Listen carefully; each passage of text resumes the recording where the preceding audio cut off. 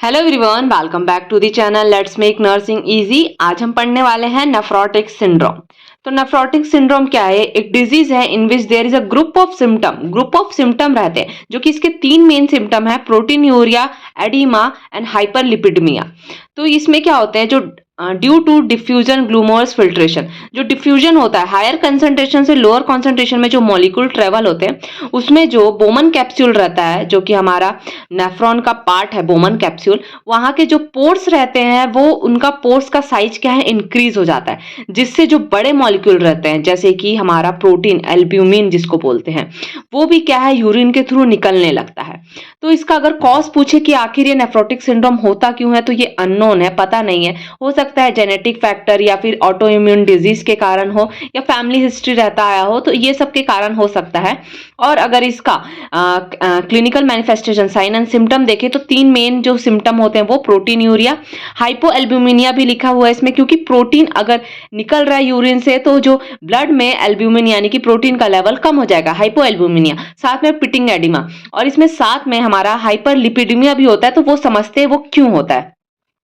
तो हाइपर एल्ब्यूमिनिया होता है तो उसके कारण क्या होता है, मैसेज जाता है लीवर को, लीवर कंपनसेट करता है, लीवर स्टोर करके रखता है लिपोप्रोटीन को। लीवर जो स्टोर करके रखता है प्रोटीन, उसको लिपोप्रोटीन स्टोर करके रखता है। तो लीवर उसको ब्रेक कर देता है, क्योंकि प्रोटीन का लेवल कम हो रहा है, तो उसको ब्रेक करके उसको बराबर करने की कोशिश करता है ब्लड में। तो क्या होता है कि वो लिपिड और प्रोटीन में टूटता है, और वो प्रोटीन जो रहता है वो फिर से यूरिन के थ्रू निकल जाता है, और जो लिपिड रहता है वो ब्लड में इंक्रीज होते जाता है, तो ऐसे हाइपरलिपिडमिया हो जाता है। तो यहाँ पे लिखा हुआ है एनासार का पेरी ऑर्बिटल एडिमा और एसाइटिस। एनासार का यानी कि एडिमा होता है जो कि पूरे बॉडी में हो जाता है। पेरी ऑर्बिटल एडिमा यानी कि आइस के जो आजू बाजू जो एरिया है, धसा हुआ एरिया, तो वहां पे एडिमा होने के चांस बहुत ज्यादा रहते हैं। एसाइटिस यानी कि जो फ्लूइड एक्यूमुलेशन हो जाता है पेरिटोनियल कैविटी में। और यहाँ पे हमने देखा था हाइपर लिपिडमिया और ओलिग्यूरिया, यानी कि जो यूरिन रहता है वो भी डिक्रीज हो जाता है। साथ में और सिम्टम हम अगर देखें तो इसमें रहता है एजोटीनिया, यानी कि जो जितने भी वेस्ट प्रोडक्ट रहते हैं यूरिन के, वो जो है ब्लड में इंक्रीज होने लगते हैं, जैसे कि बिल्यूरुबिन, कैरेटिन, यूरिक एसिड, ये सब क्या है, हमारे ब्लड में इंक्रीज होने लगते हैं। लिथार्जी, स्किन अनहेल्दी, जो स्किन है वो अनहेल्दी दिखने लगता है। डिस्टर्ब बॉडी इमेज भी डिस्टर्ब हो जाता है। ये सब क्या है, क्लिनिकल मैनिफेस्टेशन यानी कि साइन एंड सिम्टम है नेफ्रोटिक सिंड्रोम के। अब हम अगर डायग्नोसिस देखें तो डायग्नोस कैसे करेंगे कि जो वो पेशेंट है उसको नेफ्रोटिक सिंड्रोम है। तो सबसे फर्स्ट क्या है, history collection and physical examination. History को कलेक्ट करना है, फिजिकल एग्जामिनेशन करना है। साथ में यूरिन प्रोटीन टेस्ट, यूरिन में प्रोटीन का टेस्ट करते हैं जो कि 24 आवर का टेस्ट रहता है। डिप्स्टिक टेस्ट करेंगे, उसमें प्रोटीन इंक्रीज रहेगा तो उसमें पता चल जाता है। Serum total protein albumin and globulin TPAG, इसको टेस्ट करते हैं, जिसमें कि जो प्रोटीन है वो 6 to 8 mg पर DL रहना चाहिए, एल्ब्यूमिन 4 ग्राम पर DL रहना चाहिए, और ग्लोबुलिन 2 ग्राम पर DL रहना चाहिए serum total protein albumin globulin test में। अब इसमें हमको पता चल गया कि जो पेशेंट है उसको नेफ्रोटिक सिंड्रोम है। तो अब हम इसको ट्रीट कैसे करेंगे? सबसे पहले जो है उसको स्टेरॉइड से ट्रीट किया जाता है, एंटी इन्फ्लेमेटरी जो कि रहता है। Drug of choice of nephrotic syndrome, it inhibit और मिनिमाइज प्रोटीनयूरिया। तो जो स्टेरॉइड है वो ड्रग ऑफ चॉइस है नेफ्रोटिक सिंड्रोम का। ये क्या करता है, इनहिबिट करता है और मिनिमाइज कर देता है प्रोटीनयूरिया, यानी कि प्रोटीन जो यूरिन में निकल रहा है उसको मिनिमाइज कर देता है, कम कर देता है, या फिर इनहिबिट यानी कि रोक देता है। तो इसमें जो मेन जो ड्रग है प्रिडनिसोलोन और प्रिडनिसोन है। ओमनाकॉर्टिल है जो कि 5 mg या 10 mg का रहता है। तो ये क्या ड्रग ऑफ चॉइस है। उसके बाद स्टेरॉइड का साइड इफेक्ट देखें तो हाइपरग्लाइसीमिया होता है या इन्फेक्शन होता है। स्टेरॉइड का साइड इफेक्ट है इन्फेक्शन, क्योंकि ये जो हमारे इम्यून सिस्टम को सप्रेस कर देता है। हाइपरग्लाइसीमिया भी इसका साइड इफेक्ट है स्टेरॉइड का। साथ में हम इसमें देते हैं डायूरेटिक। डायूरेटिक क्या करता है, हमारा जो यूरिन आउटपुट है उसको इंक्रीज कर देगा, जिसके कारण जो एडिमा है वो मिनिमाइज हो जाएगा, जिसमें कि हम फ्रूसामाइड देते हैं, टॉर्सामाइड देते हैं। इसका साइड इफेक्ट क्या होता है, हाइपोकैलेमिया कर देता है, क्योंकि फ्लूइड अगर हमारे बॉडी से निकलेगा तो जो पोटेशियम का लेवल डिक्रीज हो जाएगा।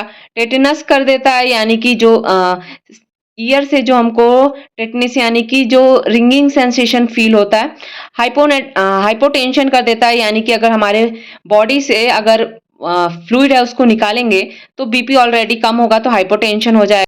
तो जिस पेशेंट को डायूरेटिक दे रहे हैं उसमें नर्सिंग केयर क्या करेंगे, stick input and output charting करेंगे ताकि पता चल सके कि कितना इनपुट है कितना आउटपुट है, पेशेंट जो है वो डिहाइड्रेशन में नहीं जाना चाहिए। फिर हम क्या करेंगे, थर्ड जो ड्रग है वो आईवी एल्ब्यूमिन देंगे। It help to increase plasma albumin level and resolve oedema. ये क्या करता है, प्लाज्मा में एल्ब्यूमिन यानी कि प्रोटीन का लेवल इंक्रीज कर देगा, साथ में जो एडिमा है वो भी रिजॉल्व हो जाएगा। It is use cautiously because risk of anaphylactic reaction. इसको एकदम ध्यान पूर्वक यूज करना रहता है क्योंकि एक एनाफिलेटिक रिएक्शन भी कॉज करता है जो एल्ब्यूमिन रहता है। जैसे कि ब्लड को भी ट्रांसफ्यूज करते हैं तो उसमें भी हमको बहुत ध्यान दे के करना रहता है, वैसे एल्ब्यूमिन भी रहता है, प्रोटीन भी रहता है जिसको ट्रांसफ्यूज करने से पहले बहुत कुछ देखना पड़ता है। ये हमारा एक लास्ट ऑप्शन है, इसको कभी भी फर्स्ट प्रायोरिटी नहीं दिया जाता है एल्ब्यूमिन को। अब आगे चलते हैं तो नर्सिंग केयर देखते हैं। नर्सिंग केयर क्या है, educate the patient about remission यानी कि कंट्रोल कैसे करना है सिम्टम को, एंड रिलैप्स यानी कि रीऑकरेंस ऑफ डिजीज सिम्टम, यानी कि जो ये नेफ्रोटिक सिंड्रोम है ये क्या है, इसको हम कंट्रोल कर सकते हैं लेकिन खत्म नहीं कर सकते और ये बार बार ऑकर होगा, आएगा जाएगा। तो इसमें जो मेडिसिन रहती है वो कुछ दिनों के लिए चलाया जाता है जब तक कि सिम्टम दिखता है, फिर बंद कर देते हैं, फिर जब सिम्टम आते हैं तो फिर से वो मेडिसिन स्टार्ट करते हैं। तो इसमें ये चीजें को हमको पेशेंट को समझाना है। इनपुट आउटपुट चार्टिंग करना है हमको, पेशेंट का वेट मॉनिटरिंग करना है।